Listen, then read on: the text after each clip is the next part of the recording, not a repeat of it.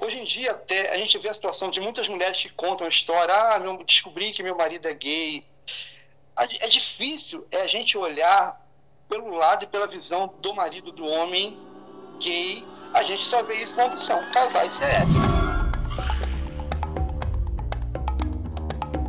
Eu novamente dando aula na escola bíblica, líder de grupo de jovens, professor, evangelista, nunca desconfiou, nem assim, brincadeira ou piada ou indireta, nunca. Que Nunca você é teve gay, nada. jamais.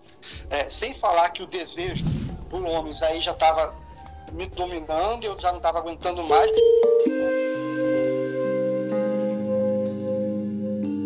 Tesouro, imagina que você é um homem gay que se casa com uma mulher. Ela descobre a verdade, mas se recusa a acreditar e diz: Deus vai te curar, daqui eu não saio.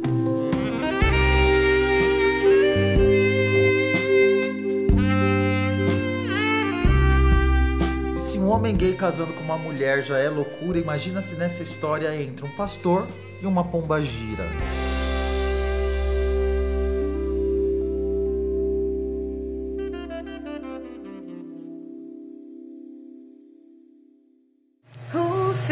Rufus, meu amigo verdadeiro com você. Sei que posso desabafar sem medo. Rufus, minha companhia com você é mais gostoso viver a vida. Lágrimas. Rufus, vamos conversar. Rufus, meu amigo Rufus, quero desabafar. Rufus, meu amigo Rufus, vou te ligar. Rufus, meu amigo Rufus. Pedro, quantos anos você tem? Eu tenho 62 anos. 62 anos, você é o quê? Mas eu sou um bebê. É um bebezinho de colo, com certeza. Hoje o nosso amigo Pedro Tesouros tá vindo aqui contar um pouco da vida dele, porque ele foi casado com uma mulher e logo ele percebeu que não era daquilo que ele gostava, mas até chegar nisso teve um conflito que eu tenho certeza que muitas amigas escutam porque querem entender, porque às vezes casam com homens que passam por isso. E muitos amigos homens escutam porque estão passando por isso. Portanto, fique nessa história. Pedro, antes de mais nada, deixa eu te perguntar. Como foi que você fez para mandar a história para mim, para a gente estar contando aqui no canal? Fala para quem quiser participar do programa, saber como fazer também, por favor. Bom, eu sou seu seguidor, eu gosto de assistir sempre o seu canal. E assistindo uma entrevista um pouco parecida com a minha, eu fiquei muito incentivado e tomei essa iniciativa. Fiz o contato contigo, estamos aqui hoje nessa entrevista. Mas você entrou em contato comigo como? Eu entrei em contato contigo pelo e-mail e depois nós fizemos contato pelo WhatsApp.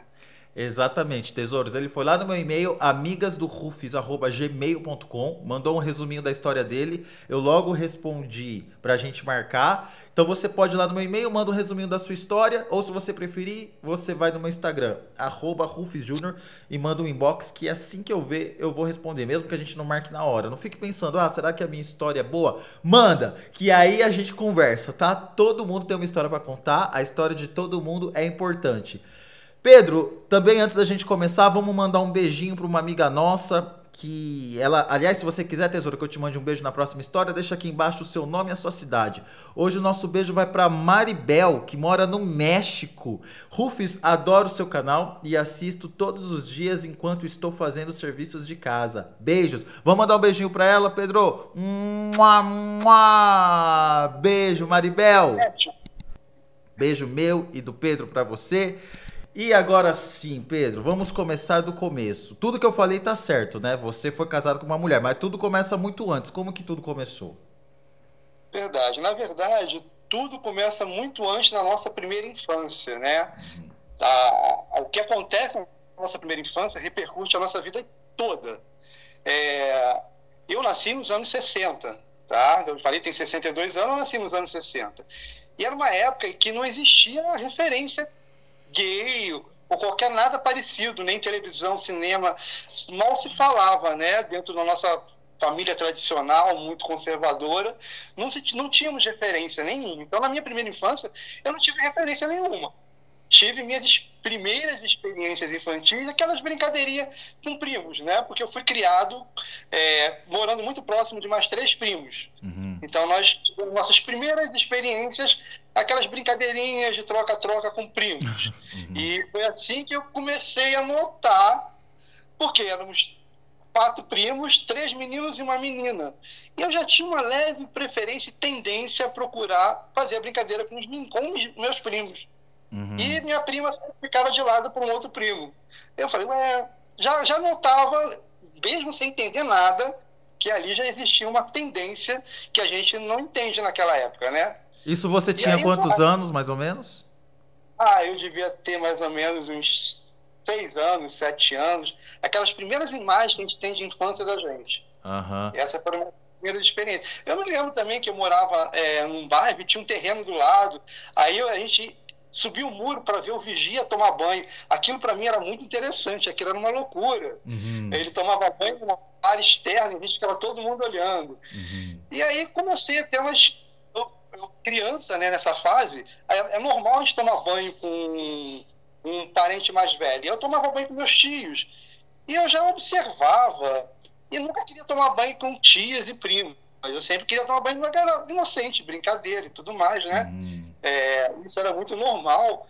E eu fui criado nessa fase. E é curioso, só fazendo um adendo, é curioso que nessa fase não é um desejo sexual assim. A gente não sabe o que é. A gente não fica imaginando que a gente tá fazendo sexo com aquela pessoa. É uma curiosidade que você percebe que você tem por homem, mas você não tem por mulher. Totalmente inocente, não tinha a menor ideia do que era sexo, era uma coisa muito inocente, sem ligar com tendência sexual, mas já era da minha natureza. Isso, essa é a palavra, é da natureza, é uma coisa que você não consegue evitar. Do mesmo jeito que os menininhos que são héteros, com 7 anos, olha as menininhas, eu não sei o quê, os gays a mesma coisa com os homens, mas eu só queria que as pessoas que tivessem ouvido entendessem que não tem nada a ver com sexo. O Pedro não se imaginava fazendo sexo com alguém. É uma coisa instintiva, não é, Pedro? Exatamente, uma coisa instintiva. Bom, meus pais, nós morávamos com a minha avó. Eu era o neto predileto, mimado, criado pela vovó, né? Como muito falam aí. É criado pela avó. Era mais ou menos isso. Fui mimado pela minha avó, que ela fazia de tudo para me agradar. Um carinho exagerado, um cuidado exagerado. Alguns até acham que isso é causa, motivo de alguém virar uma pessoa gay. Não entendo. Pode ser? Pode ser que não. Talvez uma série de fatores. Mas não entendo que isso seja um motivo que eu tenha virado ou me assumido como gay ou gostado de homem. Ela talvez tenha me ajudado. Ela me apelidava, inclusive, com nomes femininos. A sua avó? Minha avó. Minha avó. De tanto carinho, tanto cuidado que ela tinha comigo, né? Isso aí são as primeiras imagens que eu tenho da minha infância, aquela primeira infância de qualquer coisa que ligada a alguma coisa sexual, mas sem entender nada, né? Você era uma criança afeminada?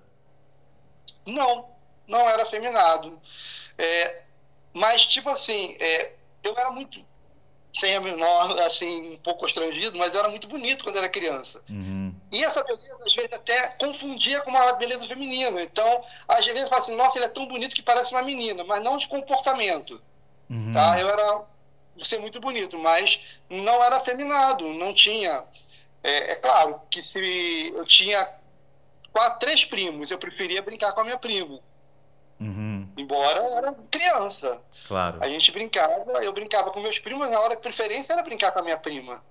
Mas nada afeminado, nada que comprometesse que eu olhasse, olha, aquele menino ali tem tendências ou comportamento estranho. Não chegava a esse ponto, não.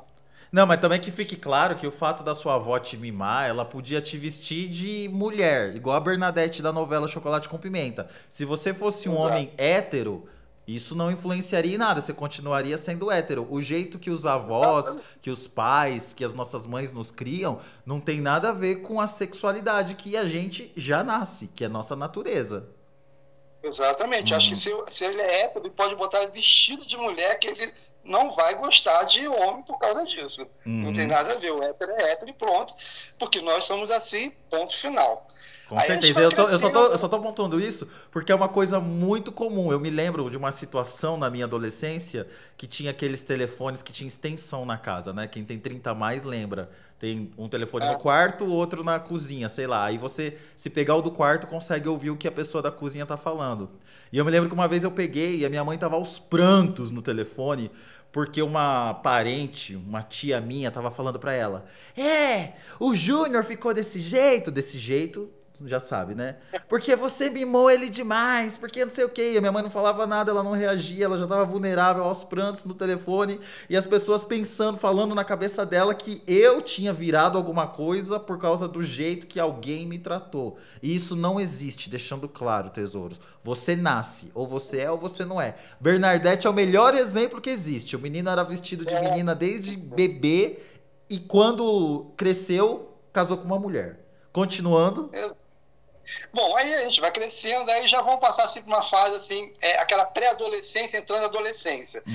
Que eu já estou nos anos 70, tá? Eu nasci nos anos 60, mas a minha adolescência aconteceu nos anos 70, em que já existia alguma referência, alguns estereótipos do gay, mas era aquele estereótipo muito padronizado, muito afetado. Eu me lembro muito que o Jô Soares fazia o Capitão Gay, o Chico Anísio fazia aquele painho, sempre personagens assim, extremamente afemininos, né? Afeminados. E isso, eu olhava aquilo, mas quando eu pensava assim, nossa, será que eu vou ser assim? Isso me dava um certo medo, porque não tinha uma referência de outros tipos de gays. Tá? Nós só tínhamos aquele gay estereotipadamente feminino, bem afetado, e que era o que fazia graça na televisão. Que servia de chacota para os outros, né? E era motivo de chacota. E eu me via que, nossa, será que eu vou virar isso? Isso começou a me preocupar, né? E aí, eu já na escola, eu sofria bullying, porque eu gostava muito de ter amizade com meninas, eu não me sentia bem dentro do vestiário masculino na hora da educação física. Na hora de praticar o esporte, eu preferia jogar vôlei com as meninas do que futebol com os meninos. E aí comecei a observar, e os colegas observando isso, né? Principalmente os meninos, naquela época não era bullying, né? Naquela época era normal as brincadeiras, né? A gente sofria como eu sofria com esse tipo de comportamento dos meninos. Isso na faixa de escola me marcou muito. Me retraiu, me fez ficar uma criança um pouco tímida. Tá? Mas por quê? Eles Isso faziam o quê? Faziam chacotas, diziam que ia me esperar na saída da escola para me bater, me chamava às vezes de viadinho, de menininha, embora eu não tinha nem comportamento, nem aparência nenhuma. Porque na minha família nunca teve nenhum gay, nunca que eu saiba, né? E nós sempre tivemos dentro da família um comportamento bem tradicional, os meninos se vestindo como menino, comportando como menino, embora a vontade fosse outra, né? Então eu não tinha aparência nenhuma, mas meu comportamento, por tender a ter amizades com meninas, a jogar vôlei e a não querer jogar futebol, e estar sempre com meninas, e eram muito inteligentes, porque a gente tenta suprir, né, esses problemas sendo o melhor aluno, o melhor filho, o melhor colega. A gente quer ser sempre o melhor de tudo para evitar que sofram bullying, mas sempre sofrem. Não tem jeito. Isso aí na infância de quem viveu nos anos 60, anos 70, anos 80 era muito comum. Hoje em dia, graças a Deus, a gente consegue falar nesse assunto nas escolas e as coisas diminuíram bastante, né? Mas na minha infância, minha adolescência foi muito realmente, eu tinha um medo desse comportamento, desse bullying, e eu me reprimia e virei um menino tímido, muito tímido. Aí quando eu comecei a entender um pouco, quando eu fui crescendo, e eu me lembro muito da primeira assim, referência que eu vi, que era muito conhecida na época, era a Rogéria, né? Que ela aparecia na televisão, ela fazia show, fazia um monte de coisa, então era muito conhecida dentro da família. E ela conseguia entrar dentro da família. Aí quando eu descobri que ela não era uma mulher, que ela era um homem travestido de mulher, aquilo confundiu mais ainda a minha cabeça, porque ninguém me explicou, ninguém falava nada. E aí eu fiquei com medo. Falei, eita, será que eu vou por esse caminho? Aí é mais um medo que aconteceu para mim. O bairro Dentro que eu da sua morava, casa, você não sofria esse bullying? Ninguém falava do seu não, comportamento, não? não, nunca fui cobrado de namorada, Uhum, embora eu vivi e cresci de uma família assim tradicionalista, muito tradicional, tá? uhum, Meu pai é extremamente machista. Meu pai era aquele tipo que tinha ter mulher na rua era normal, uhum. coisa de homem. E a mãe calada, vendo aquela situação. Então, sabe, aquela coisa bem machista. Mas com relação a mim, tranquilo. Meu pai nunca Nada. me cobrou. Ah, vou te levar hoje numa casa das meninas. Nunca tive isso. E nem Nunca do fui seu forçado a ir. comportamento. Ih, esse menino não sei não. Não, não, nunca ouvi isso dos meus pais, nem dentro de casa, nunca ouvi esse tipo de comentário. Tá, aham, beleza. Eu observava mais comigo mesmo, eu para mim que eu me observava e sentia isso. Uhum, Eu tinha assim uma preocupação muito comigo, ou seja, eu mesmo que me cobrava, até mesmo acabava tendo comportamento mais de menino, pelo menos de comportamento para não transparecer que na verdade não era aquilo que eu queria. Eu morava num bairro em que surgiu uma das primeiras boates gays aqui do Rio de Janeiro. E eu me uhum. lembro que eu ia para o portão da casa para ver o movimento deles passando, porque eu achava aquilo interessante, esperava que talvez seria assediado por algum deles. Isso eu já estava com meus 14 anos, 13, 14, 15 anos. Porque com meus 13 anos eu tive uma mudança física muito radical. Eu mudei muito daquela visão de menino para um adolescente já quase adulto. Eu já cresci muito, eu fazia natação, então eu já tinha um corpo formado. Eu era assim bem grande já com relação aos meus colegas, que eu saía na rua nem era conhecido mais pelos meus colegas, de tanta mudança que eu tive nessa fase de entrar para adolescência para rapazinho. Uhum. Então eu já tinha assim um corpo já quase de 1,80 m, com 14, 15 anos. E nessa fase, foi inclusive quando eu tive minha primeira e única namorada, tá? Uhum. Eu comecei a namorar, eu tinha 14 anos de idade. E ela já tinha 21 anos de idade. Porque eu não aparentava ter 14, eu aparentava ter a faixa dela. Eu estava no segundo grau e ela já estava fazendo faculdade. Eu andava com os amigos dela, ninguém desconfiava que eu estava no segundo grau. E aí eu comecei a me envolver com essa menina. Ela foi morar próximo à minha casa, eram amigos de família, as famílias se conheciam, começamos a conversar. E aí eu vi ali uma possibilidade de me ver como um hétero. Falei, opa, ela é legal, estou gostando dela, eu acho que aqui eu vou me mostrar que eu sou hétero. Uhum. Isso, eu comecei a namorar com 14 anos. Mostrar pra Foi minha primeira quem? experiência. Para mim mesmo. Pra você Eu queria mesmo. provar para mim mesmo que eu era hétero e que não era gay, que aquilo era só coisa da minha cabeça. Embora a minha vida inteira tenha sido assim. Uhum. Tá? Eu me lembro que quando eu estava no segundo grau, nessa fase, tinha dois rapazes da minha sala que eram gays. Um era muito tímido e reprimido, e o outro era super assumido. Inclusive, eu já tinha visto ele na porta dessa boate que tinha próximo da minha casa. Uhum. E aí eu comecei a entender, eu falei, meu Deus, que caminho que eu vou tomar nesse mundo? Mas quando eu conheci essa garota, eu falei, não, é por aqui que eu vou. Uhum. Porque você E vai aí eu sofrer comecei. menos, né? Sendo hétero. Sim, eu falei, bom, agora eu não vou ter problema, não vou sofrer mais bullying, É, vou ter minha vida tranquila, exato. né? Isso Uhum. eu sei, eu tinha 14 anos, falei, vou me livrar desse problema todo. E é Escuta, aquela deixa eu coisa, te eu tenho fazer uma 14 pergunta. anos. Quando a gente tem 14 anos, normalmente não, todos os gays com 14, 12, 13 anos, a gente sempre arranja uma diva pop pra chamar de nossa e que a gente vai levar pra vida toda, que normalmente é uma mulher que inspira a gente e que se os pais percebessem as letras das músicas que o seu filho de 14 anos, mais afeminado, tá escutando, você entenderia muito do que tá passando na cabeça dele. A minha diva pop dos meus 14 anos, no começo dos anos 2000, era a Thalia. A sua ali nos anos 70 era quem? Nossa, nos anos 70, adorava, era a época que estava começando as discotecas. Tina Turner, Tina Turner, eu achava, nossa, que delícia. achava aquilo o máximo. Tina Turner, eu ficava louco quando eu via as músicas, eu achava ela o máximo assim, de mulher, achava assim tudo pra mim, né? Ela era sua diva É, pop, você escutava o cassete dela no quarto. sim, escutava muito, muito, muito, dançava muito. Dançava. É, É aquela coisa muito escondida, né? É, escondido. Mas, Não, claro, ninguém pode perceber que a gente tá desmunhecando no quarto imitando a Thalia e a Tina Turner. verdade, verdade. É, até essa época, eu nunca tive experiência nenhuma sexual com nenhum homem, tá? Que fique claro.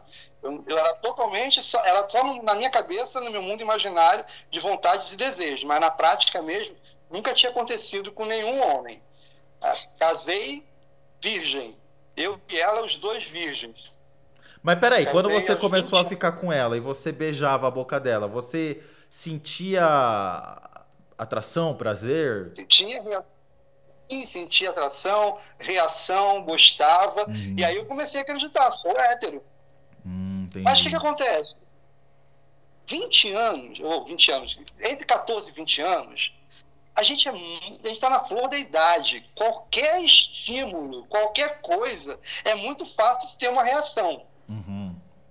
E aí a gente pode confundir muito facilmente ter uma reação. Uhum. E é no momento que a gente está se descobrindo. E que muitos se descobrem como gays, héteros, bissexuais. Eu pensei, eu posso ser bissexual? Se eu for bissexual, eu vou tender para o lado hétero sem problema nenhum.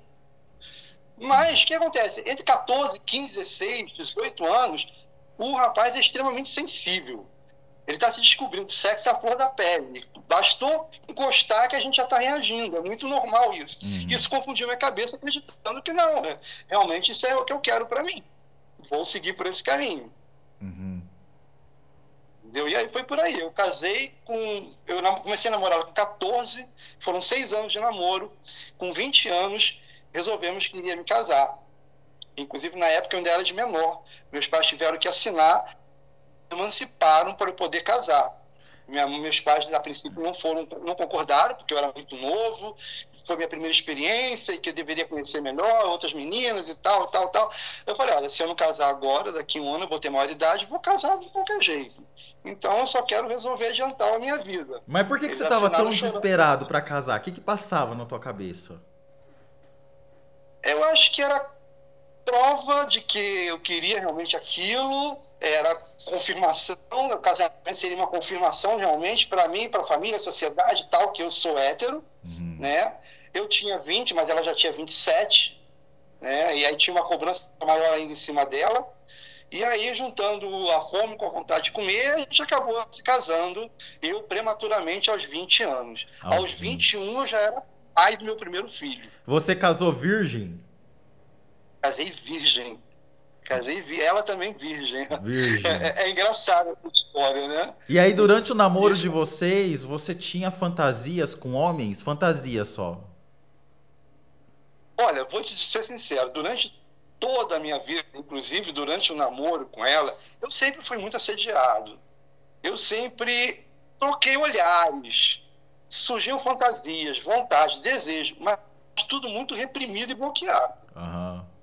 Eu não posso negar que isso sempre aconteceu paralelamente à minha vida. Mesmo eu negando, dizendo agora sou hétero, agora vou me casar, estou no caminho certo, o desejo nunca passou. Ele foi reprimido. Entendi, claro. Eu posso dizer então que você casou para resolver um problema? Sim, casei para resolver o problema. Tá. Que muitos caem nesse mesmo erro, né? É muito comum. Hoje em dia, até a gente vê a situação de muitas mulheres que contam a história. Descobri que meu marido é gay. É difícil a gente olhar pelo lado e pela visão do marido do homem gay que vive numa sociedade machista, tradicional, preconceituosa. A pressão, a obrigação que a gente tem de manter isso perante a sociedade é muito grande. E por isso muitos acabam caindo nesse erro. É o certo, não é. Mas a pressão é tanta, que a gente não tem outra opção. Claro, teria. Se tivesse alguém para orientar, conversar, abrir a cabeça da gente, explicar que aquilo ali não é o fim do mundo, e que a gente vive normalmente sendo gay, até isso chegar no meu conhecimento, a gente só vê isso como opção, casar e ser hétero. Exatamente. E é o que acontece com muitos, né? E a gente cobra, você foi covarde, você não pensou nela. Tá, mas se alguém pensou na pressão que a gente sofre, no preconceito, sabe? Cada um tem seu tempo, cada um tem seu momento, né? A gente vive preso ali, cada um chega uma hora que não aguenta. Mas tem muitos que eu conheço muitos casados que estão até hoje vivendo casados e mantendo essa vida paralela e mantém isso e vão morrer assim, porque não tem coragem de se assumir. Não conseguem enfrentar a realidade, não conseguem enfrentar os preconceitos, o medo da repugnância, o medo da rejeição, e vivem essa vida o resto da vida. O meu maior medo era ser rejeitado. Esse era o meu grande medo. Rejeitado por quem? Família, amigos. Quando você perdeu a virgindade, o que você sentiu com a mulher? Eu acho que a realização de me sentir hétero foi maior do que qualquer outra coisa, do que até mesmo de ser prazer ou não, de estar no caminho ou não. O fato de estar cumprindo com um papel social foi mais importante do que qualquer outra coisa para mim. Dizer assim, você ficou 100% satisfeito, isso para mim não fazia a menor diferença. O importante era estar cumprindo com o papel social. E eu queria mostrar para mim, para todo mundo, que aquele era o meu caminho. Tá? E embarquei nessa. E veio o primeiro filho, segundo, terceiro. E aí eu tinha uma vida, sob o ponto de vista da minha ex-esposa, era uma vida super normal. Inclusive, ela me contava que ela, conversando com as amigas dela, ela era a única das amigas que experimentava o orgasmo na relação com o marido. E isso casado com gay. A gente tinha uma vida super normal, sexual. Ela. Tô olhando do ponto de vista dela. É claro, o homem hétero, ele não sabe nem onde fica o clitóris. Eu que sou gay também sei onde é exatamente ali em cima, aquela chavinha que é só mexer. O homem hétero não sabe, aquele botãozinho. Pois é, eu casando virgem, não foi difícil entender e compreender o corpo da mulher e saber o que dá prazer para ela. Isso era muito fácil. E eu ainda tinha essa obrigação de não só me sentir hétero, como tinha que causar prazer para ela, né?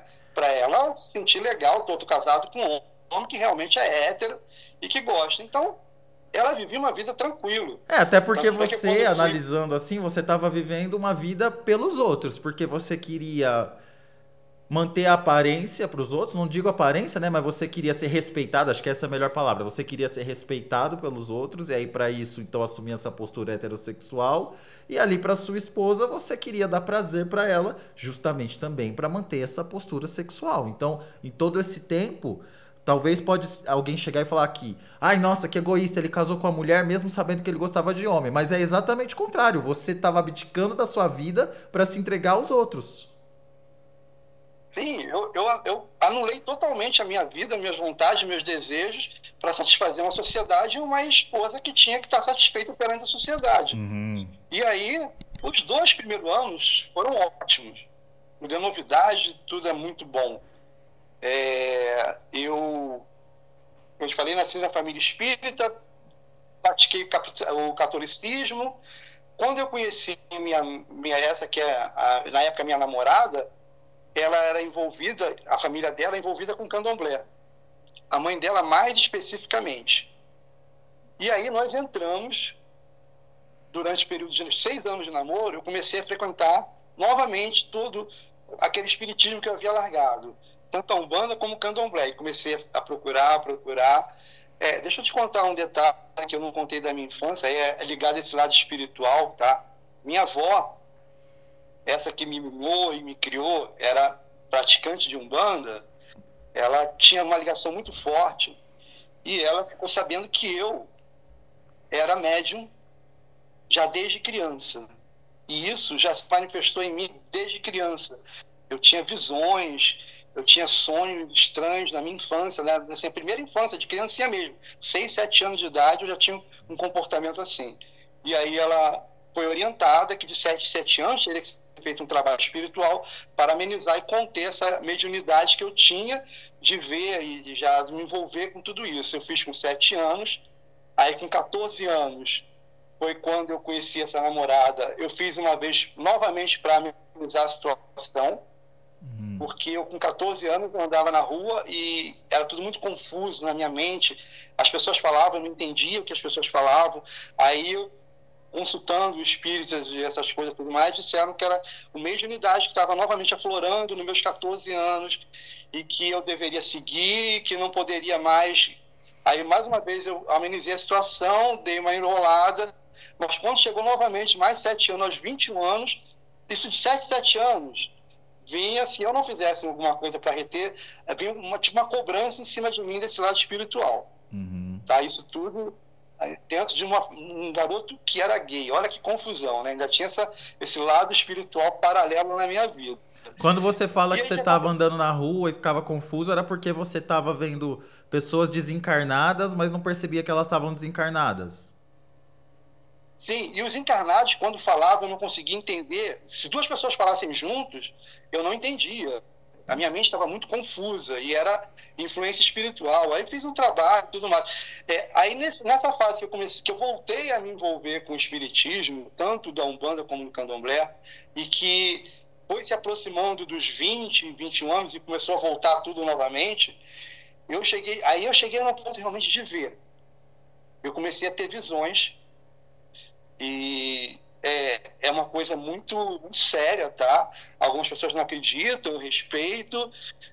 Eu não era médio de incorporação, tá? Nunca incorporei, até hoje, nunca incorporei nada. Mas eu tinha visões. E eu me lembro que uma vez eu não tive uma visão sozinho. Eu e a minha namorada tivemos a mesma visão na mesma hora, no mesmo tempo. Então não foi coisa da minha cabeça. Você imagina a situação, olha só, eu vou contar. Nós pegamos um ônibus, entramos no ônibus, no fundo do ônibus. Quando a gente olhou lá para frente do ônibus, tinha uma mulher sentada. Quando nós passamos, a minha curiosidade foi maior. É claro que eu olhei para trás para ver quem era. Aí eu vou te contar o que eu vi. Eu olhei para trás, vi uma mulher linda, loura.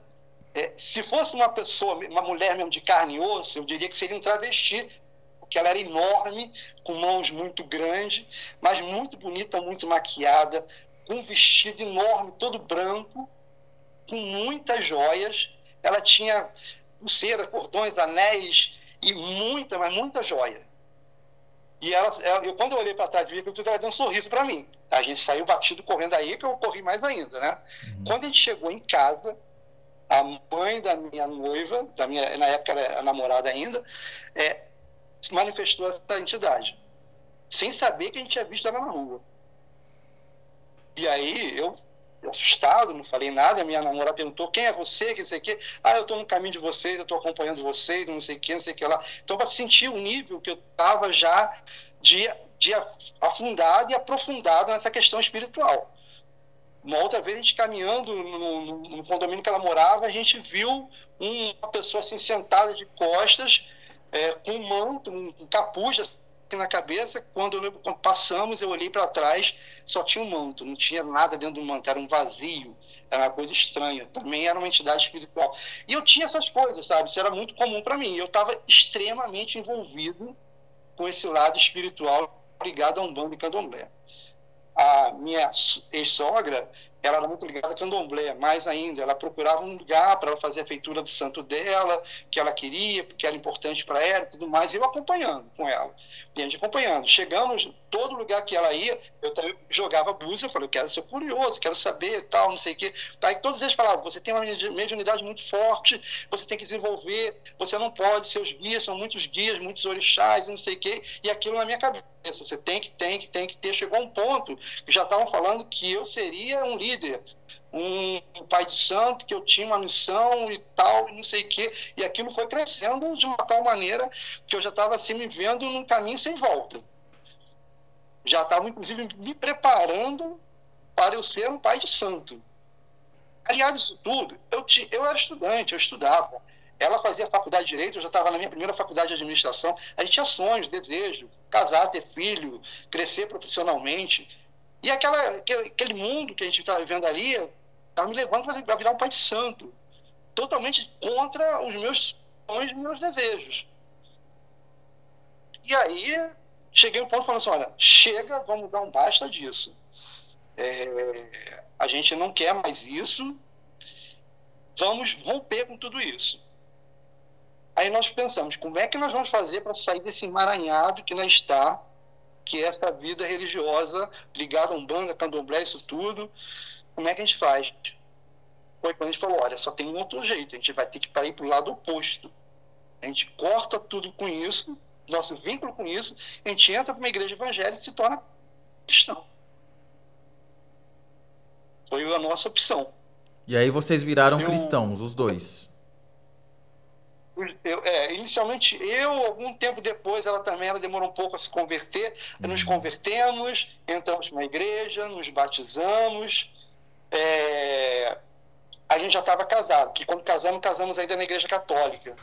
Nesse momento, já estava mais ou menos com alguns meses após o casamento, nós nos batizamos, passamos a frequentar uma igreja, e aí eu mergulhei de cabeça, né, para apagar aquele passado que eu não queria mais, que eu já estava horrorizado com aquilo. E aí o que acontece? Aí, além de eu me casar para provar a mim que era hétero, aí veio toda aquela influência de religião evangélica que jamais aceitaria um homem gay. E eu falei, aqui que eu vou me fortalecer mais para ter uma vida hétero. Aí eu me dediquei, né? Entrei de corpo e alma para a igreja. Eu virei professor, líder de grupo, eu pregava em igrejas, eu estava assim, extremamente envolvido. Eu vivia uma vida de hétero, então estava tudo tranquilo. Nos 2 segundos anos, a coisa já começou a complicar um pouco, e nos 2 últimos anos, para mim, falando do meu ponto de vista, foi muito complicado. Aí já estava muito difícil eu ter que assumir aquele personagem, interpretar um personagem que não era eu. Ela estava ótima, mas para mim estava muito, muito difícil. Aí entra a rotina de vida de casado, 1, 2, 3 filhos. E aí o que acontece? Com 6 anos de casado eu já estava totalmente frio. E fazia assim 1000 ideias para tentar melhorar o casamento. Pra você ter uma ideia, ponto que eu cheguei, você não vai acreditar. Eu senti atração por homens, né? É o que eu fazia. Não vou trazer um homem aqui para dentro do meu quarto. Isso é incabível. Mas eu lembrava, eu tenho um homem aqui dentro, sou eu. Você acredita que eu enchi o meu quarto de espelhos para ver o meu reflexo nos espelhos e sentir prazer? Olha que ponto que eu cheguei. Mas não traía. Não, foram 6 anos sem ter traído ela. Não traí ela nunca. Fui fiel 6 anos de casado com ela. Rolava assim, olhares, olhava assédio, algumas paqueras, mas nada, nenhum contato, nada que pudesse comprometer o casamento. Fui fiel durante esse casamento. Até porque aí tem toda uma outra questão paralela a isso tudo, que é a questão religiosa e espiritual, tá? Quando chegou no 6º ano, eu já não estava aguentando mais. Eu era um personagem, eu vivi um personagem dentro de casa, eu vivi um personagem dentro da igreja, eu vivi um personagem para todo mundo e não era quem eu era. Chegar um ponto, com 26 anos, que foi o meu limite, eu falei, eu não aguento mais viver um personagem e anular o que eu sou a vida inteira. Eu pensei, Deus, eu me projetei para o futuro, eu me vendo velho, acabando, infeliz, fazendo pessoas infelizes. Eu falei, não dá. Vou ter que dar um basta nisso tudo. Chega, eu não aguento mais. Eu já estava sufocado, sem falar que o desejo por homens aí já estava me dominando, eu já não estava aguentando mais. Eu não queria ser infiel a ela, mas o desejo já era muito forte. Eu já estava vendo a hora que eu ia acabar não aguentando, ia acabar cedendo e sendo infiel. E aí eu cheguei em um ponto e falei, não, vou acabar. Vamos acabar com tudo isso, porque chegou uma hora que não dá mais. Vou terminar. O que aconteceu? A primeira pessoa com quem eu conversei foi ela. Saímos para andar, fomos numa praça, sentamos numa praça, falei, senta aí no banco, eu tenho uma história para te contar. E comecei a contar toda a minha vida, desde criança, tudo mais. Falei para ela, olha, você me desculpa, tá? Eu tentei de todas as formas, tentei muito, gosto de você, temos 3 filhos lindos e tudo mais, mas eu não sou feliz. Eu não estou feliz e não consigo imaginar que você possa estar feliz do meu lado. Eu acredito que você possa estar muito mais feliz ao lado de um homem hétero, que vai te fazer muito mais feliz. E eu estou me anulando cada vez mais. Ela não acreditou, tá? De cara ela não acreditou na história, não. Até porque eu te falei, eu não tinha trejeitos, nunca tive trejeitos femininos. Então ela nunca achou, teve essa conversa. Durante os 6 anos de casamento, nunca teve um momento que ela desconfiou que você era gay. nunca desconfiou, nem assim, brincadeira ou piada ou indireta, nunca. Que Nunca você é teve gay. nada. Jamais. Jamais ela desconfiou. E aí ela não acreditou. Não, você está inventando isso, que você está querendo se separar de mim, aí tu não precisa inventar que você é gay. Eu falei, tá, não teria necessidade nenhuma de eu inventar isso, né? Até porque isso não é nada fácil para mim. No mundo que a gente vive, na nossa sociedade, se assumir gay não é nada fácil. Ainda mais para você, que é minha esposa. Então, eu poderia inventar qualquer outra história, mas isso é muito sério para eu brincar. Ela não acreditou, tá? Aí foi muito dramático a separação, ela não aceitava, para sair de casa foi muito complicado. As visitas que eu fazia para as crianças que eu continuava visitando, apoiando e tudo mais, né? Era muito difícil. Ela não acreditou, ela falou, olha, ela ficou assim, tá, então tá bom. Mas, como ela era evangélica, o que tem na cabeça do evangélico? Ele está confuso, ele está endemoniado, isso passa, isso muda, e ela nunca desistiu. E ficamos assim, mas foi muito traumático para ela, tá? Eu acredito, por um lado que é meio contraditório. A igreja segura, sustenta por um lado, mas por um outro lado, alimentar uma esperança de algo que nunca vai acontecer é muito complicado também. Eu falava para ela, não adianta, eu não vou voltar, eu estou feliz do jeito que eu estou, não adianta, eu não quero, não vale a pena. E ela nunca desistiu. Ela tentou suicídio, foi muito dramático. Nós levamos 20 anos para nos divorciar, para você ter uma ideia.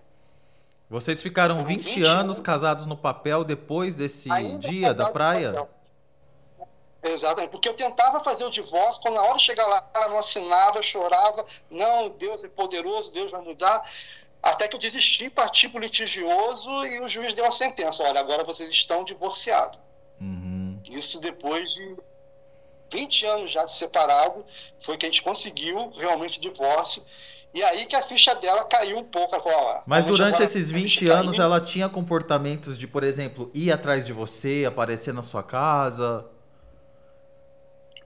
Ela não chegava a fazer tantas coisas assim, porque o que acontece? Quando eu me separei dela, que eu contei para ela, assumindo que eu era gay, eu fui morar com meus pais, que morávamos no mesmo condomínio que ela, todo mundo muito próximo. E eu queria ficar ali porque eu estava próximo das crianças também, para dar assistência e tudo mais.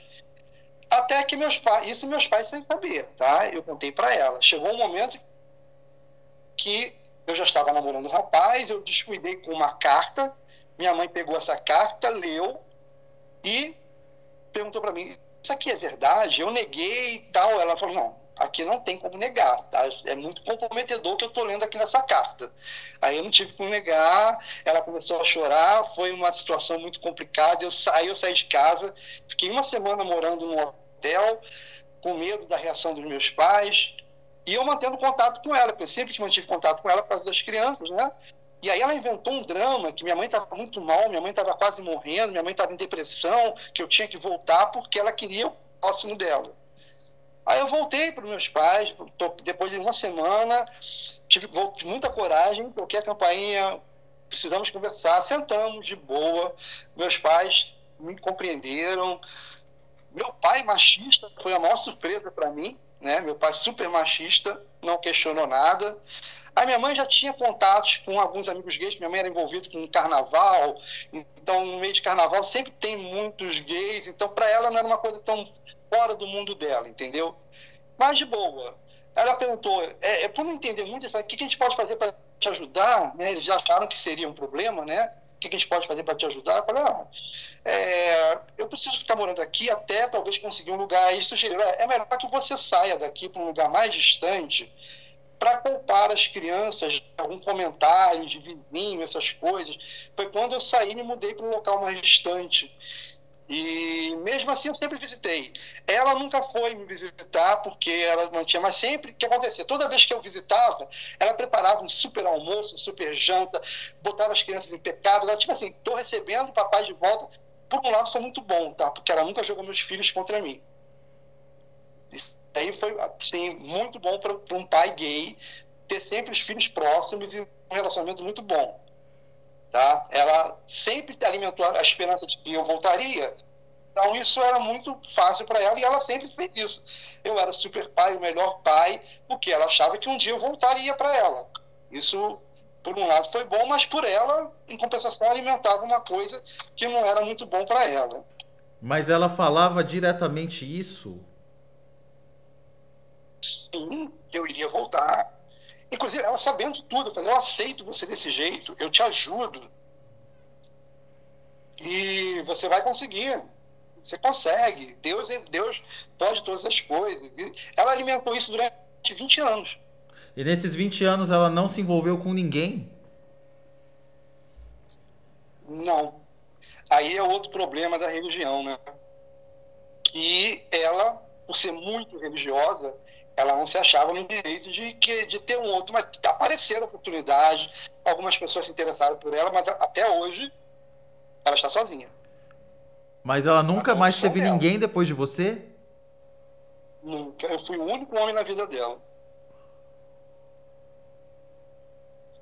Foi assim. É meio traumatizante? É, mas foi uma opção dela, né? Eu me separei quando eu tinha 26, ela tinha 32. Eu falei, você ainda é nova, você é muito bonita, você consegue reconstruir a sua vida. Você tem. Claro que você tem 3 filhos, mas a gente divide a barra, a gente divide com os dois, você não vai estar sozinha. E você consegue, mas ela nunca quis. Ela nunca deu oportunidade para ninguém se aproximar dela. E ela nunca te falou sobre isso, como ela se sentia em relação a isso? Olha, era nítido que ela é uma pessoa muito infeliz, tá? A infelicidade, isso inclusive passou um pouco para cá. Na cabeça. Eu tenho uma filha menina, mulher, que durante muito tempo via o casamento como uma coisa ruim. Uhum. Minha filha falava, quando era criança, que nunca iria se casar.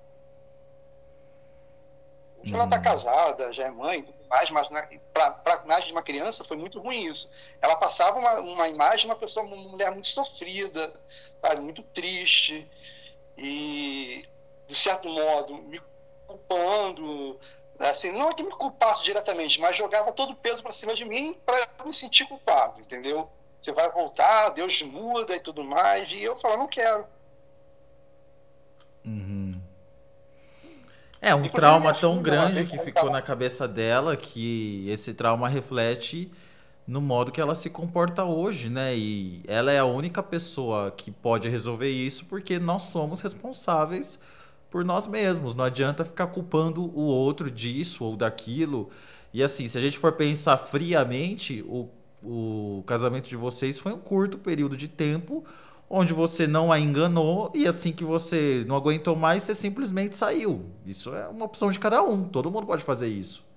Então, o que acontece com ela tem muito mais a ver com os valores que ela criou na cabeça dela, né? De que Deus poderia restaurar, Deus poderia te curar. Que ela criou, não, que impuseram, que colocaram na cabeça dela, do que de fato aconteceu, né? Porque o que aconteceu, olhando assim de longe, é uma coisa até simples. É muito melhor do que as histórias que aparecem aqui, onde às vezes a mulher é enganada por muitos anos, não sei o quê. Não, ela nem foi enganada, foi um curto período de tempo onde logo acabou. Foi isso, não foi? Foi. Curto assim, entre aspas, foram 6 anos de namoro, 6 anos de casado, foram 12 anos convivendo juntos. Mas com 32 anos você consegue reconstruir uma vida. Você não tem. Ela sempre foi muito bonita, então sempre teve muito rapazes homens interessados nela. Então não seria difícil. Tá? Dentro mesmo do meio da igreja, pessoas da igreja se interessaram por ela quando viram que ela já estava divorciada e tudo mais. Mas ela se negava, ela se fechou. Ela se fechou, foi uma opção dela. E ela diz que está bem assim, então. E os Ela seus engana dizendo que filhos, está bem assim. logo de cara, souberam que o pai é gay. Não, deixa eu contar a história dos meus filhos. Bom, quando eu me assumi para ela, eu me assumi para os meus pais e para mais ninguém. Meus filhos nunca não souberam. Até que eles cresceram, né? Chegaram na faixa, assim, já seus 18, um 18, outro 20, outro 21, que já estavam entendendo. E aí, porque eu tinha muito medo de ser rejeitado por eles. O meu medo de contar para eles era eles não aceitarem aquela situação do pai, porque eles não entendiam, eles nunca souberam o motivo da separação. tá? Nunca foi aberto para eles o motivo da separação. Embora eles me viram desde sempre morando e dividindo com outro rapaz, eles eram muito pequenininhos, tinha 5, 6, 7 anos, então eles não tinham malícia de entender que aquilo era um relacionamento homoafetivo. Com 18 anos, já assim com uma cabeça pronta, já todo já legal, assim, formado, né, de caráter formado, eu falei, chegou a hora, né? Eu acho que eles têm esse direito, eu tenho que fazer um papel meu, tenho que sentar com eles e conversar, até que um dia eu tomei a coragem, chamei, sentamos para conversar. Eu não consegui tomar coragem para conversar, a gente falou assim, horas, milhões de assuntos, a coragem não me via, a garganta engasgava, e eu não engolia, mudava de assunto, até que chegou uma hora, meu filho me falou, pai, você chamou a gente para conversar sobre um assunto, não é? Eu falei, Ô pai, a gente sabe o que você quer falar com a gente. Você acha que a gente nunca soube de nada? Aquilo me desmoronou de uma maneira, tipo assim, eu desmontei, eu caí, comecei a chorar, comecei a, sabe, foi assim, do jeito que eles falaram, nós sempre soubemos, nós sempre te entendemos e nós sempre te apoiamos. Eles falam assim, desde que a gente era garotinho na escola, a gente já conversava entre a gente, porque se alguém se atrevesse a falar mal de você, a gente já tinha um discurso todo preparado para te defender. Eles criança. Aquilo para mim foi assim um dos momentos mais importantes da minha vida. Mudou a minha vida. Eu tirei um peso de um mundo que eu carregava nas minhas costas e falei, bom, agora em diante não tem mais nada nem com o que me preocupar, porque as pessoas que eu mais amo me aceitam. Então, de agora aí eu comecei a gozar do que realmente é ter plenamente, assumidamente uma vida verdadeira. Porque enquanto eu mentia, não é que eu mentia, eu não tive a oportunidade de contar e saber que eles sempre sabiam daquilo. Para mim aquilo era um peso muito grande. Eu não imaginava se eu contar, eles se revoltarem contra mim, aquilo ia ser o fim do mundo para mim. Porque eu adoro meus filhos, a gente tem um relacionamento muito bom. Muito, muito bom mesmo. Então, aí eles falaram, pai, a gente sempre soube, isso não vai mudar nada na nossa vida. Ou seja, você Vai sofreu ser anos por uma coisa que você criou na sua cabeça, uma rejeição que só existia na sua cabeça, que é muito comum de todos nós gays. Às vezes a gente fica, ai, tal pessoa não vai gostar, tal pessoa não vai gostar. Quando a gente conta pra essa pessoa que a gente ama, a pessoa fala, tá bom. Pois é. E eu criei um monstro que não existia. E a partir daquele momento, ele fala assim, pai, não vai ser isso que vai mudar o nosso sentimento. Depois que você resolveu sair do armário, vou usar esse termo porque fica fácil de entender. Depois que você resolveu sair do armário e viver a vida livremente, o que mudou na sua vida? Olha, pessoalmente foi assim, libertador. Eu sabia que eu poderia viver os meus sentimentos, não só sexual, mas principalmente o emocional, poder me envolver, a possibilidade de amar verdadeiramente, tá? E ser amado por alguém que você gosta de verdade e que te completa, isso não tem preço. A liberdade não tem preço, sabe? Principalmente a liberdade de poder amar e ser amado a quem você quer. Isso mudou assim, muito a minha vida. No meu primeiro ano de separado, o que aconteceu? Na verdade, eu tinha perdido toda a minha juventude casado. Eu casei com 20 anos, comecei a namorar com 14. Dos 14 anos aos 26 anos, eu vivi exclusivamente para ela. E eu perdi toda a minha infância e juventude ali. Quando eu me separei, eu meti o pé na jaca, tá? Confesso que eu fui, tipo assim, aquela coisa que nunca comeu ao meu lado, eu acabei me lambuzando demais. Aí foi um ano da minha vida que eu me dediquei a conhecer esse mundo, assim, me joguei, né? Eu conheci todas as boates, todos os lugares, todos os guetos, namorei muito, experimentei de tudo que eu podia experimentar. Até droga eu experimentei, embora nunca tenha gostado, nunca segui e não aconselho, mas eu meti o pé na jaca. Foi, tipo assim, eu vivi anos da minha vida reprimido, e aí eu passei um ano sendo adolescente que eu não vivi. Toda pessoa que Aos passa por 26 uma anos. grande repressão, quando é solta, Exatamente. Eu quis experimentar o que eu não conhecia. E isso foi que, anos 80, o auge da anos AIDS, né? 80. Exatamente. Tinha aquele tabu, o medo da AIDS, a consciência de que tinha que passar a usar camisinha, coisa que a gente nunca ouviu falar. Para que camisinha? Agora tem que usar camisinha. Sabe, aquele tabu, aquele medo, era uma loucura. E eu nesse meio, nesse mundo, me descobrindo, me soltando. Mas logo um ano depois eu conheci uma pessoa e me envolvi de verdade. Foi meu primeiro amor, eu fiquei 10 anos com ele. Foram muito bem vividos, nós, depois de um tempo, moramos juntos. Ele morreu? E aí... Oi? Ele morreu? Não. Não, não, nós vivemos 10 anos. Hoje ele é meu grande amigo. Hoje é um grande amigo meu. Irmãos de boa, é que teve um início, meio e fim. A gente teve uma história longa, mas bem vivida, tem muita coisa que tem para contar. Inclusive, nós chegamos a um ponto em que a gente, quando começou a conviver muito juntos, nós voltamos, olha só que coisa louca, nós voltamos a frequentar uma igreja evangélica. Os dois juntos. Uma loucura, né? Bem contraditório, né? Mas começamos a frequentar uma igreja evangélica e quando a gente viu, a gente já estava envolvido, já estávamos novamente dentro dessa igreja, eu me batizando pela segunda vez, ele se batizando pela primeira vez, eu novamente dando aula na escola bíblica. Olha que loucura. Nós dois, gays, dentro de uma igreja, morando juntos e assumindo importantes papéis dentro de uma igreja. Líder de grupo de jovens, professor, evangelista. Nós chegamos ao ponto de ser missionários no Uruguai. Por quê?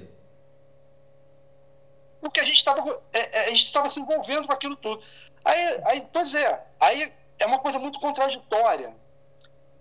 Quando chegou um ponto que eu falei assim, gente, mas por que eu estou vivendo isso tudo de novo? Eu lutei tanto por essa liberdade de poder ser quem eu sou, e voltei a viver um personagem, porque a gente era casado, morávamos juntos, e dentro da igreja a gente era os varões da igreja, como se falava dentro da igreja. E eu falei, não, peraí, tá dando certo, isso não tá dando certo. Aí nosso casamento já não estava muito bom, nós nos separamos, tá? E quando nos separamos, olha só, na minha cabeça estava tão confusa, e a dele, a igreja fez tanta confusão na nossa cabeça que a gente separou e começamos a namorar 2 garotas. Olha que loucura. Mas não durou meses, a minha cabeça caiu na real. Eu falei, não, peraí. Aí é querer viver tudo de novo, porque eu lutei tanto contra isso. Eu falei, não, chega, acabou, vamos parar de novo com isso. Aí eu voltei para minha realidade. Então todas as vezes que você estava sob a influência da igreja, você queria ser hétero? Mas é o que a igreja coloca dentro da nossa cabeça, né? Porque não tem, quer dizer, a pastora, uma pastora, ela chegou com a gente e perguntou, vem cá, vocês não têm namoradas, vocês são bonitos, jovens, vocês têm alguma relação entre vocês? A gente negou. Não, que isso? Mas era estranho aquilo, né? Mas a igreja forçava a gente a ter um comportamento, uma vida, um padrão hétero, né? É o que a igreja impõe pra gente. Por mais que digam que a igreja aceita, a igreja tem acessibilidade e tal, não sei o quê, é inclusivo e tal, não sei o quê. Sim, mas chega um ponto que eles vão te obrigar, olha, ou você é ou não é, ou você mente, como muitos vivem assim dentro da igreja, dentro de mentira, né, personagens. Eu falei, não, de novo não, eu já passei por isso no passado, eu não quero viver isso de novo. E aí eu realmente dei um basta, saí daquilo tudo. Porque foi assim, pelo que eu tô entendendo do que você tá falando, nós sempre passamos por 2 saídas de armário. A primeira saída de armário é por aquelas pessoas próximas, mãe, pai, no seu caso, esposa, filhos. E a outra saída de armário é quando a gente cai no mundão, né, na sociedade. Então, por exemplo, para colocar aqui algum meio, vai, o mercado de trabalho. Então, às vezes a gente é super bem resolvido na nossa vida particular, mas chega no mercado de trabalho, a gente precisa começar a entrar no armário de novo, senão não é respeitado, principalmente nos anos 90 e nos anos 2000. E aí talvez essa entrada de armário, quando você já resolvido, estava no mundão, te levou de novo para a igreja. Peraí, eu preciso então voltar aqui para ser respeitado nesse ambiente, naquele ambiente. E aí aconteceu o que aconteceu, que você voltou a repetir esse comportamento. Porque você, apesar de ter saído do primeiro armário, que é o mais difícil, quando foi sair do segundo, foi enfrentar o mundo, você falou, opa. Aí foi exatamente. Quando eu pensei que o mundo seria mil maravilhas, né? O fantástico mundo o fantástico mundo de Pedro seria aquilo que ele sempre sonhou, tudo muito bem, do jeito que ele quer. Não é. A realidade é um pouquinho diferente. Quando eu entrei no mercado de trabalho, eu nunca consegui me assumir, porque toda vez que eu vi uma pessoa assumida no mercado de trabalho, eu via que ele era motivo de chacota, ele sofria preconceito, ele sofria bullying, ele era desprivilegiado na hora do reconhecimento profissional. Era muito difícil tudo isso. Quando eu entrei no meio acadêmico foi a mesma coisa. Eu entrei numa faculdade, o curso de administração foi tranquilo, mas quando eu entrei no curso de direito, que é um ambiente extremamente machista, eu via preconceito assim latente naquilo. Eu falei, não tem como me assumir aqui, não vai dar, ainda não vai ser no momento, não estou preparado. E isso daí são assim, escadas que a gente vai galgando na nossa vida, porque cada um tem seu momento, tem sua hora, e é muito difícil isso. Hoje, por exemplo, eu não vivo mais no meu meio acadêmico, então eu não tenho mais por que mentir com relação ao meio acadêmico. Mas com relação ao meio profissional, eu ainda não sou assumido. Tenho amigos que sabem dentro do meu trabalho, tenho 1 ou 2 amigas que sabem. Mas não posso me assumir, porque eu já vi claramente preconceito gritante dos meus superiores com relação a qualquer pessoa que tivesse um pouquinho de trejeito no trabalho. Infelizmente, isso ainda acontece. Não era para acontecer, né? Mas hoje você só se relaciona com homens. Sim, não tem a menor hipótese de hoje em dia.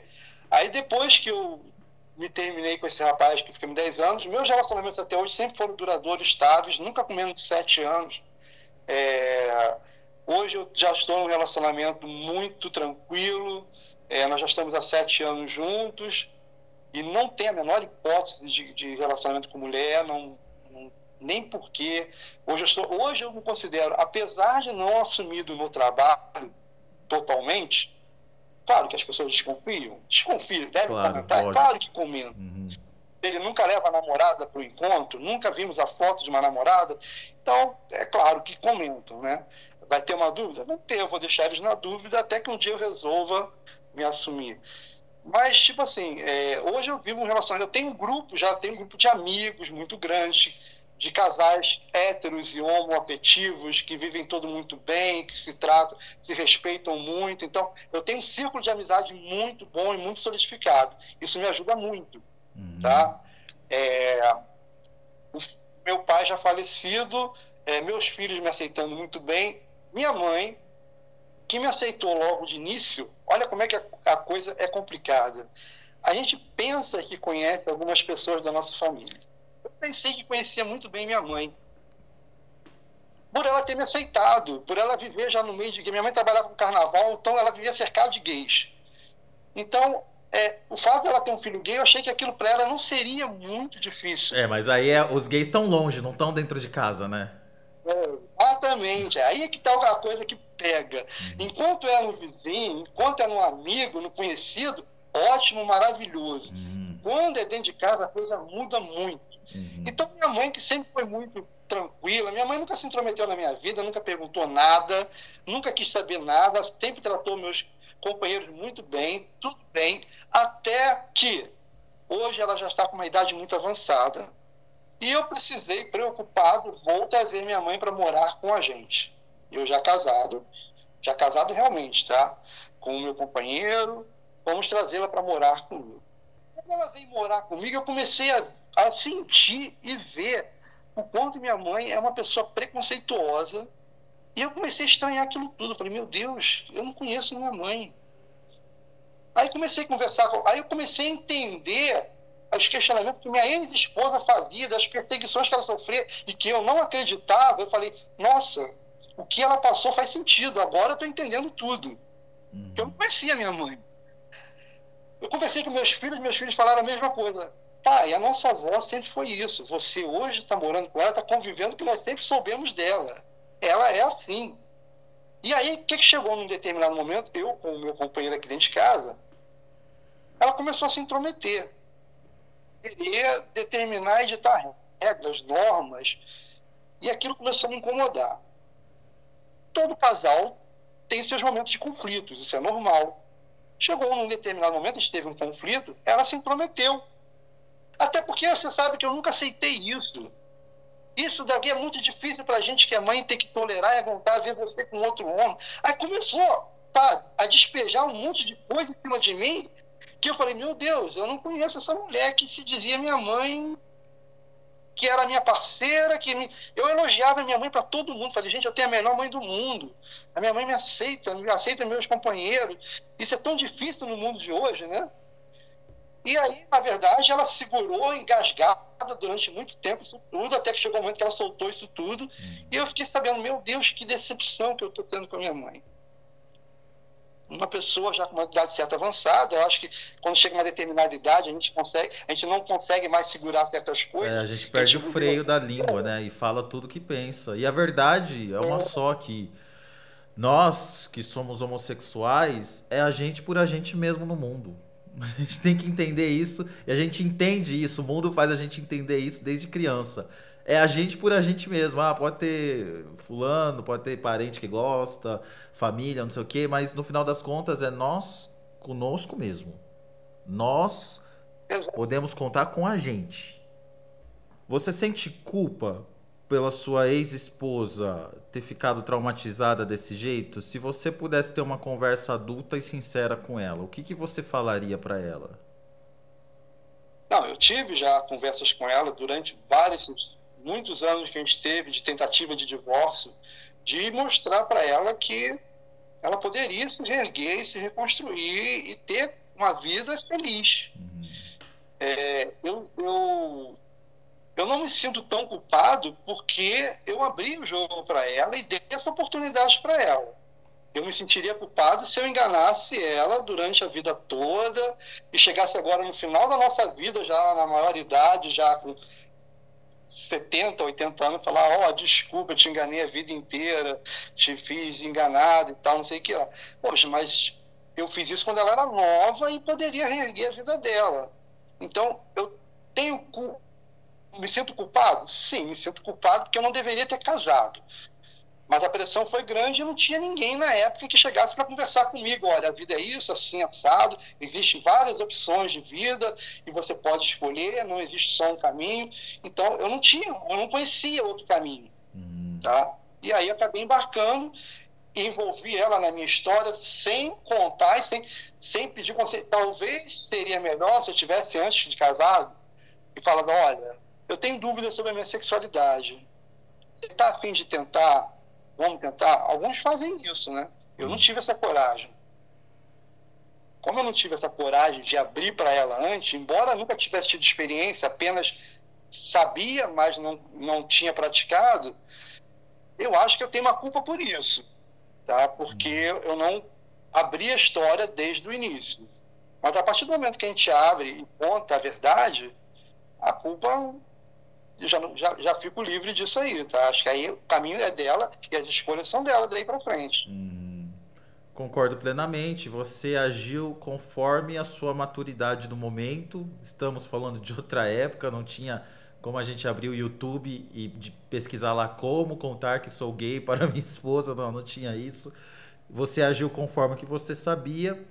E a partir do momento que ela soube da verdade, ela fez a escolha, né? E a gente não é responsável pelas escolhas dos outros. Tem uma coisa que eu sempre falo que é: escolha de adulto não se discute. Se ele quer isso, acabou. É o destino dele. É verdade. A gente toma nossas escolhas e arca com as consequências. E hoje você é um homem feliz? Sim, hoje eu tenho um casamento, eu já passei por vários tipos de relacionamentos, tá? Hoje eu consegui entender que eu procurei muitos pessoas cultas, do meu nível, inteligente, com cursos de pós-doutorados, eu achava isso o máximo, me relacionar com pessoas inteligentes, cultas do meu nível e tal, e achava isso muito bom, e ter um bom emprego, e ter uma vida estável, e sempre quebrei a cara, porque isso não significa caráter. Hoje, eu tenho um relacionamento com uma pessoa que nós temos muitas diferenças, diferença de idade, ele é 30 anos mais novo do que eu, diferença cultural, diferença de formação, ele é do interior do Nordeste, eu sou de uma capital do Rio de Janeiro, a gente veio de mundos e famílias diferentes, a gente se conheceu, ele mostrou o quanto ele me amava, eu não queria, e até que me provou, e está provando, e hoje a gente tem uma vida super estável, tranquila, e já vamos para 7 anos de relacionamento, e concretizamos nossa união estável e estamos aí, muito felizes. Nada na vida é mais importante do que ser verdadeiro, tá? Nada vale mais, não tem nada no mundo tem valor da sua liberdade de você ser aquilo que você é. Então, não vale a pena, por família, por amigo, por emprego, por que seja, não vale a pena você deixar de ser você. Não vale a pena. Não é bom você enganar alguém, botar uma pessoa de fora que não sabe, que não tem nada a ver com isso na sua vida, nos seus problemas. Claro, cada um tem o seu momento, cada um tem a sua hora, cada um tem a sua maturidade. Não é aquela coisa que você tem que fazer. É no seu momento, na sua hora, você vai chegar na sua hora. Mas não queira ser o que você não é. Nem queira envolver outras pessoas desnecessariamente na sua situação.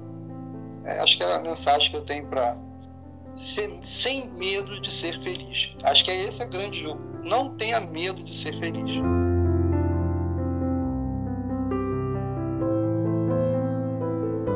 Olha, foi a primeira vez, tá, que eu expus a minha vida, a minha experiência. Porque eu acho que não adianta nada de ter essa experiência e guardar.